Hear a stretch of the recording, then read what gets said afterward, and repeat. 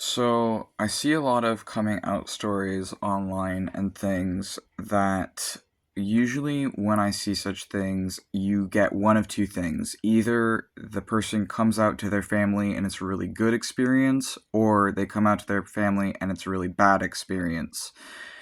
And oftentimes, if it's a bad experience, that either leads to being disowned and ending up homeless for a time, or being disowned and moving in with friends, or other things like that.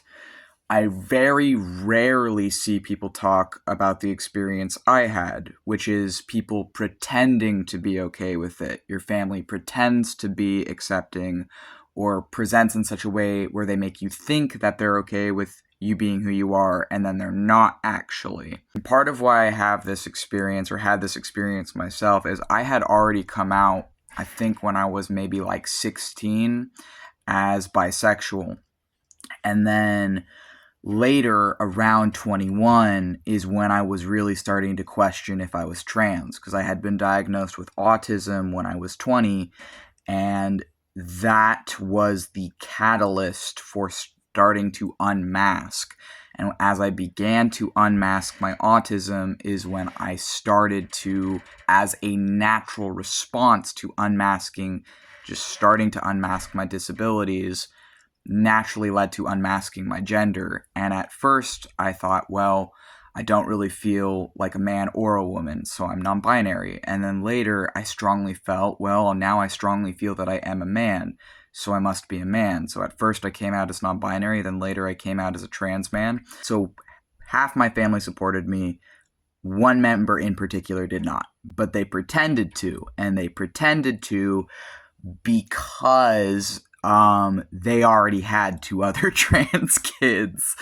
But the reason that they really were not okay with me specifically being out, I kind of just existed to be his punching bag. So it was okay when my siblings came out of the closet as trans or as gay or as both. But when I did, as the oldest kid, that was not okay because my whole purpose in that family was to be the thing to be blamed for everyone else's issues and was to exist to be the shadow of my father and was to be his slave, essentially. I grew up in a really fucked up, narcissistic, abusive family dynamic, and I might have to cut some of this out because honestly, I don't know if I want to be telling people about this shit. But essentially, there aren't just two options. It's not just, oh, either they support you or they don't. Sometimes you have to contend with people pretending to support you for image and then still disowning you anyways. For the first couple months as I was out as a trans guy, I was supported initially, or at least he pretended to. And then he disowned me through a text a couple months after saying he would never abandon me and using the story of King David and Saul and King Saul to say why you should never unconditionally love anyone and whatever. And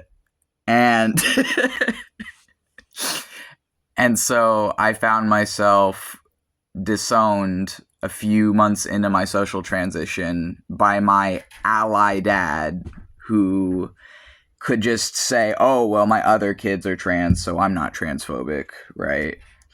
And, oh, well, I helped pay for my other kids' transitions, so I'm not transphobic, despite the fact that he disowned me through a text within the social part of mine, because for me, accepting myself and my gender and accepting my disabilities was a threat. And part of that is because I have PTSD and DID from the same guy. And he knew that if I accepted myself, that it would mean seeing through his bullshit and hating him. And so he could not fucking handle that or live with that. And so I got cut out. I'm gender fluid. I realized that I really do fluctuate between feeling as a man to feeling non-binary, and I go back and forth. And it's because I have or possess more than one sense of gender, which is what gender fluidity is. If you have more than one sense of gender, then you're gender fluid. And I didn't really know what the fuck gender fluid was, and so oftentimes I say that I'm a gender fluid trans man to denote that I'm gender fluid, but I fluctuate between being a man to being non-binary, to being someone who is, in the case of my experience of being non-binary, neither man nor woman. I fluctuate back and forth between feeling strongly as a man to feeling strongly neither man nor woman. But it took a while to accept that and even find the language for that. And I think that I'm sharing this because I know that I'm not the only trans person out there who's probably experienced this, but I never see people talk about it online. Like, I've never seen anyone talk about, initially people are pretending to be okay with you and your identity, but they're really not, and it's really just an act, and they truly do not actually give a shit about you or your life, and then they show you that later. And I think that it wasn't just my dad in my case, it was a lot of friends, it was a lot of people around me, honestly, even some other trans people, more, I guess, able to conform, quote-unquote, normal trans people who were more solidly fitting into gender roles. I had an older trans friend who was also autistic like me, who did not like how I present myself femininely. For example, wearing my hair long. She didn't like that I was wearing women's gloves. She didn't like that I thought the voice app that's supposed to gauge whether your voice is feminine or masculine, I thought that app was fucking stupid, and I didn't want to have to dictate my voice by some app. And she would constantly be making comments about, like, my gender presentation to me in a derogatory sense. And then the last straw for me is one time I went to go exercising with this lady, and she had said, "I'm saying this as a concerned friend, but you better start exercising more or T's gonna make you fat."